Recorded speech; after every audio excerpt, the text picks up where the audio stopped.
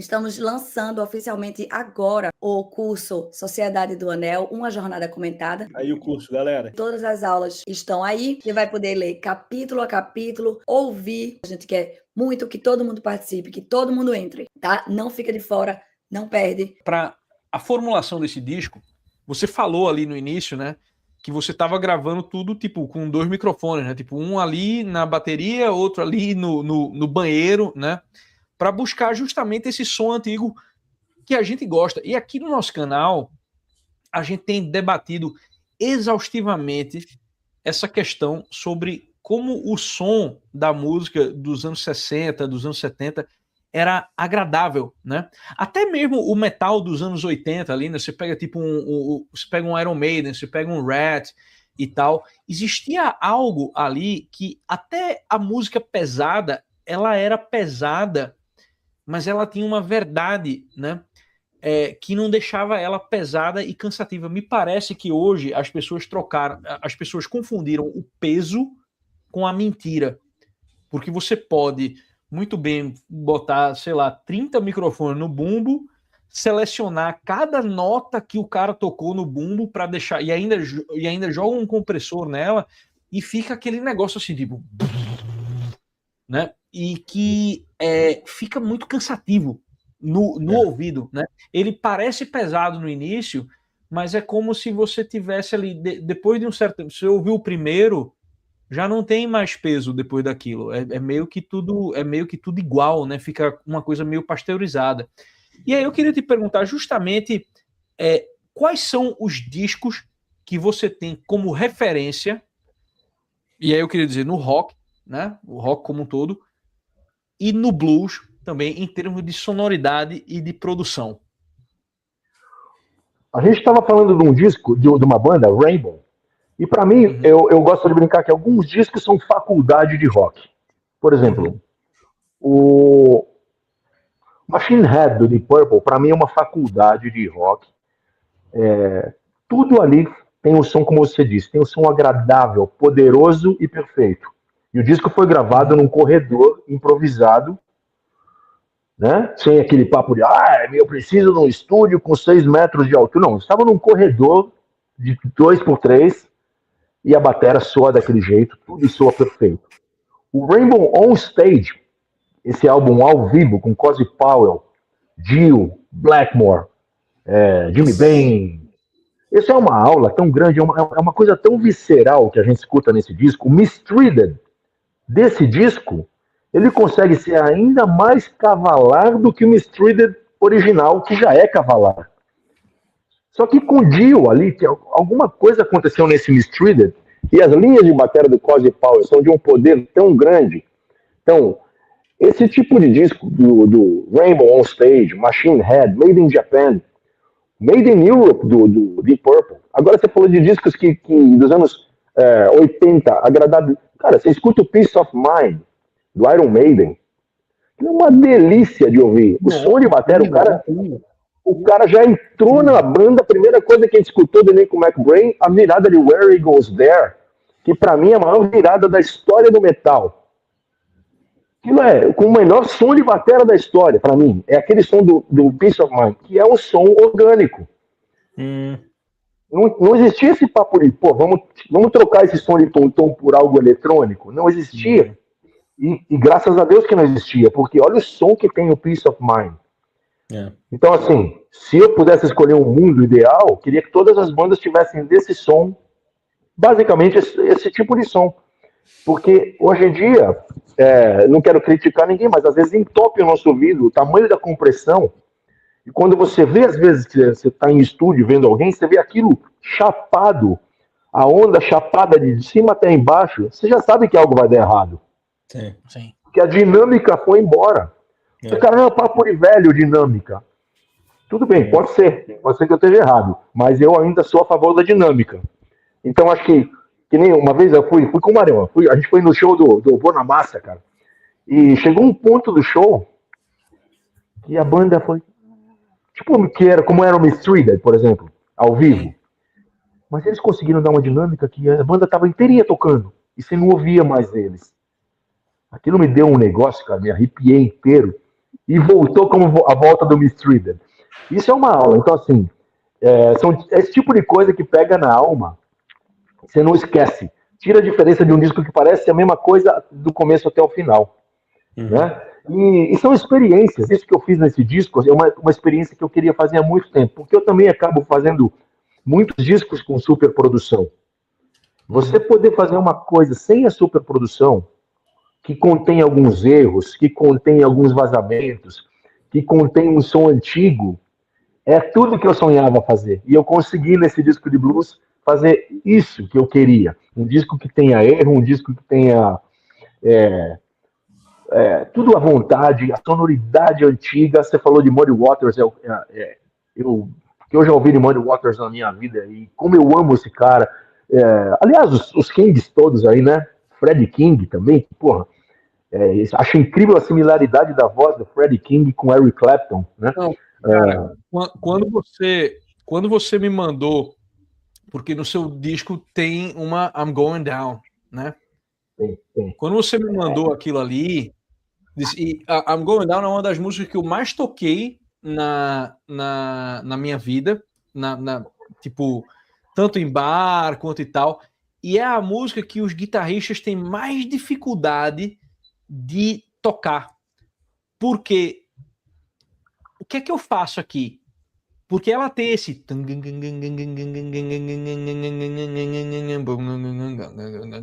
e o piano chapadão ali, né? Eu disse, velho, eu não vou inventar nada aqui, eu vou fazer, né? Eu vou fazer I'm Going Down. Porque o jeito que você tocou ela ali já ficou no jeito, né? Tipo, lembrando essa vibe da original. Eu digo, caramba, cara, o quanto as pessoas perdem de espaço colocando tudo ao mesmo tempo, tá entendendo? Porque essa é uma música que quem tá riding, né, quase como um instrumento de percussão é o piano, né? E o piano no blues, ele é um instrumento assim, exatamente, ele faz toda a diferença. Quando o blues foi tomado pela galera do hard rock, assim, ele ficou muito guitar oriented, né? Muito guitar oriented, assim. E aí entra muitas guitarras fazendo o negócio. E o seu I'm Going Down ficou perfeito, assim, porque ele deu esse espaço para esse...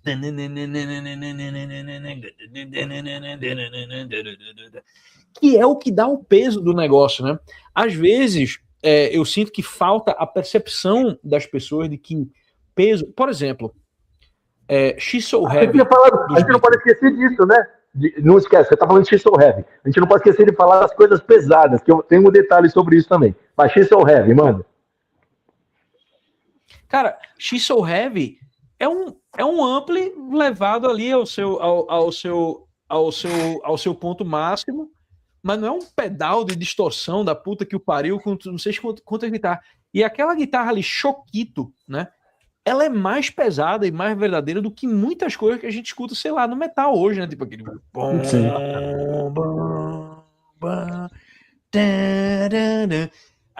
É como as pessoas esquecem que a própria escolha das notas, né? O uso desses diminutos, né? Que a She's So Heavy, ela tem essa coisa diminuta, né?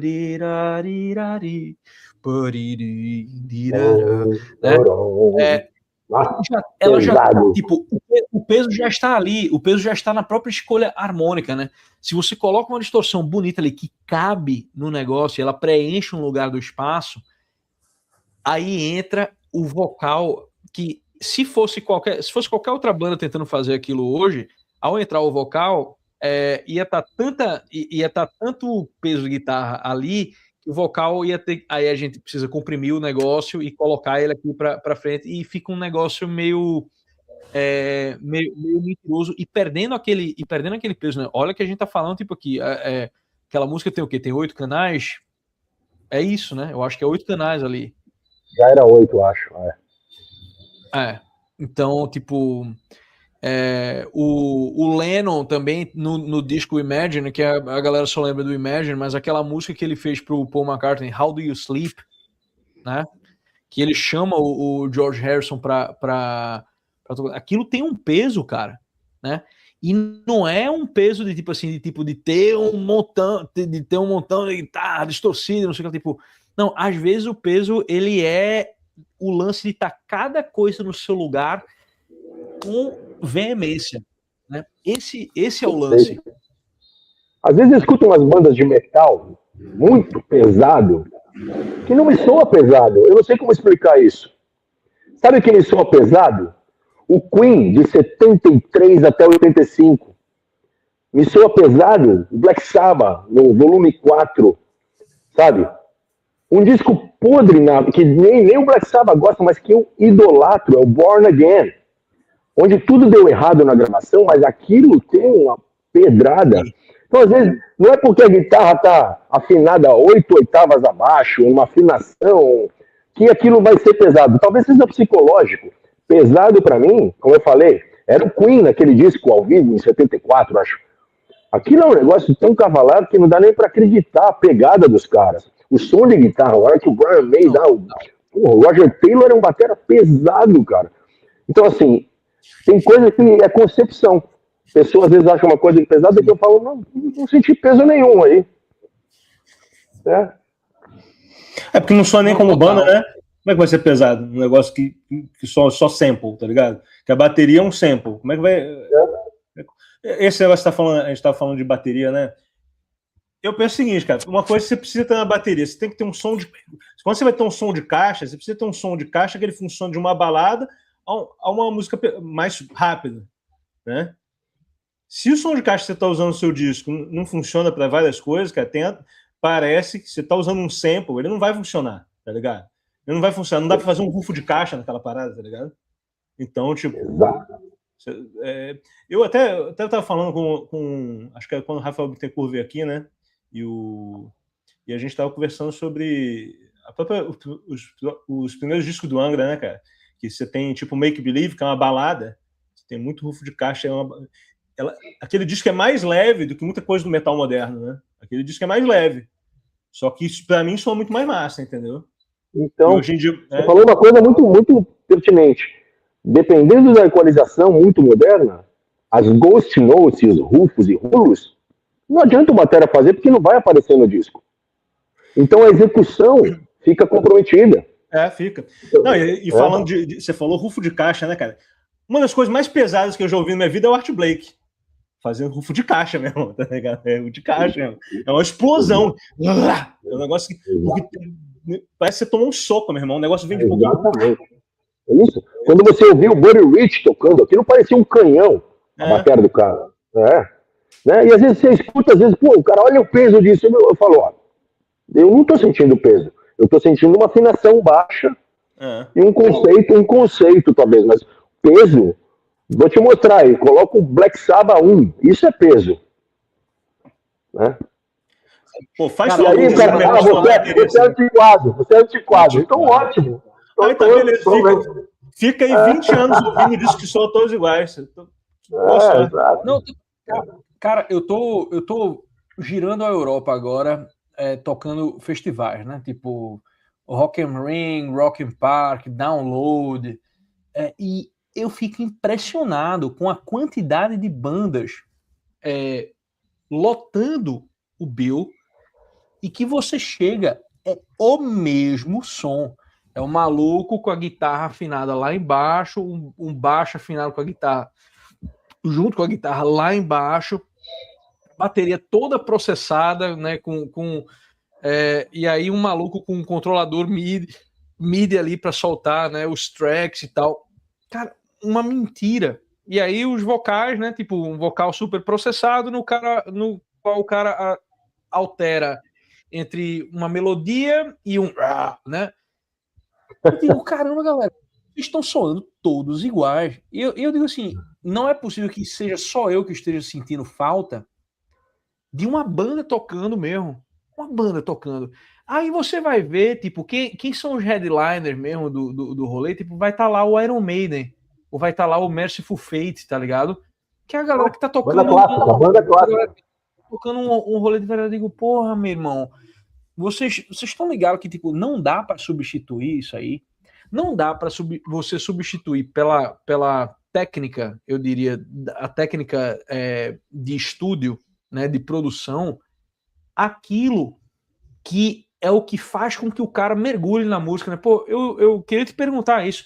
Quando tu foi mergulhando na música, tu provavelmente percebeu que tinha caras que tocavam, né, notas ali na bateria, que tocavam frases, que tocavam grooves, que eram misteriosos para você, né? E você quis ir atrás disso, né? Eu imagino, porque pelo menos para mim foi isso. Pô, sei lá, eu vi o Jon Lord tocando a primeira vez e digo, o que esse cara tá fazendo, meu irmão? Como é que faz isso aqui, né? E quando eu vejo essas bandas, beleza, eu pulo, né? Tem o pula-pula ali, mas não tem mistério nenhum. Não tem mistério nenhum, não tem tipo, caramba, o que é isso aqui que tá gerando essa coisa toda? Eu não tô falando tipo de meter muita nota nem nada, mas tipo é essa questão do mistério mesmo, né, cara? Que É inexplicável, né, João? É inexplicável porque existe um sistema, e existe, por exemplo, um sistema que parece uma psicosfera, onde as pessoas elas se conectam com esse tipo de som e vão atrás como se fosse quase que uma, sabe, uma regra. Mas a minha regra, como você citou, era a regra do desafio, era a regra do mistério, como você falou. Quando eu escutei Machine Head, eu e meu irmão, inclusive foi meu pai, que é como jazzista, ele e o batera da banda dele, que na época esse batera também tinha o The Purple Cover, eu tô falando, nossa, 55 anos atrás. 50. Cara, a gente ouviu esse disco, aquilo não parecia tão chocante para nós que a gente falou, cara, eu quero fazer isso na vida, eu quero tentar fazer algo parecido com isso aí, sabe? E pô, a gente montou banda, depois a gente foi no Ibirapuera e a gente viu ao vivo o show do Van Halen. Cara, até hoje eu tô surdo daquele show e eu nunca vi algo tão poderoso na minha vida, dos caras tocando tudo que podiam, com toda a emoção, explorando o ambiente, o palco, a conexão com o público. Porra, tocando Ed Van Halen, Alex Van Halen, né? O Lee Roth, aquele frontman.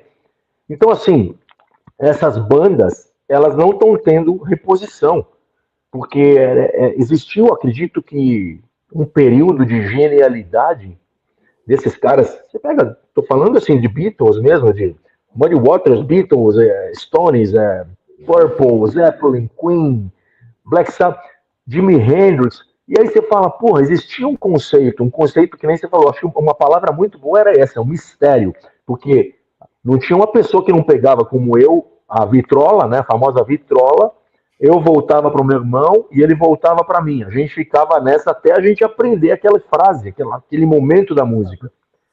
Então você conseguir tocar uma música do Deep Purple quando você era uma criança, era um negócio que você não conseguia nem dormir de alegria, sabe? Do Led Zeppelin. Então, assim, são prazeres que valem uma vida, né? E a única coisa que eu posso desejar é que quem estiver ouvindo esse som que parece a mesma coisa, que sinta esse prazer, pelo menos para que no fim do dia tenha tido muito prazer, porque a arte, ela, na minha concepção, eu vejo e ouço como uma forma de muito, não só de prazer, mas que pode te tocar te trazer lá para trás para um momento difícil, ou lá para trás para um momento bom, ou para o futuro, né? Ela move a gente para o futuro, a boa música, né? O Ivan, quando é que sai o disco? Porque você está lançando singles por enquanto, né? O disco inteiro ele sai quando? A gente pode saber ou não pode? Pode. Julho sai agora o terceiro single, aí em agosto sai o disco completo. Eu só estou agora vendo como a gente vai fazer com a gravadora, a 4Music, estão fazendo um trabalho incrível aí de divulgação, tá muito legal os singles. A gente só está vendo como vai fazer, se logo de cara vai ser CD ou vinil, porque o custo do vinil está muito alto, mas esse disco foi concebido para ter som de vinil e para você ter a capona do vinil. É o meu sonho. Então, de qualquer maneira, ele vai acontecer em vinil. Eu quero esse vinil lógico, lógico. Só não sei quando, se vai ser imediato agora em agosto o vinil já, ou se vai começar com CD e todas as plataformas e logo na sequência o vinil de alguma forma. Não sei como, mas eu vou chegar lá. Se vou pedir apoio para alguém, para alguma parceria, alguma coisa, mas para a gente ter esse vinil, o meu sonho é que esse disco seja ouvido em vinil. Massa. Perfeito, cara. Eu recentemente, né, finalmente agora que eu tô morando na minha casinha ali, com a minha esposa e tal, eu peguei uma mobília, né? Uma mobília usada da mãe de uma amiga minha. Aí eu fui buscar, né? Era um armáriozão assim. Aí abri o armáriozão, ele tinha uma vitrola Garrard, né, inglesa, e tinha um receiver valvulado Lafayette 224, né, 224. Aí eu levei para minha casa, tal, né, beleza. Isso aqui é meu agora, né? Aí eu fui na loja, que lá perto da minha casa tem uma loja de vinil, né? Que eu já fiquei amigo do brother e tal, do dono e tal. E aí ele mandou um técnico lá em casa pra ver, né? Aí o técnico disse, eu vou levar, mas isso aqui me parece que é de 1958. Eu disse, tá bom. Nossa, nessa época a galera fazia as coisas para durar, né? Ele disse, Exato. Então aí ele simplesmente lubrificou o negócio, limpou as saídas assim e tá funcionando. Então agora eu virei o maníaco do vinil, né, cara? Que eu peguei somos dois, né?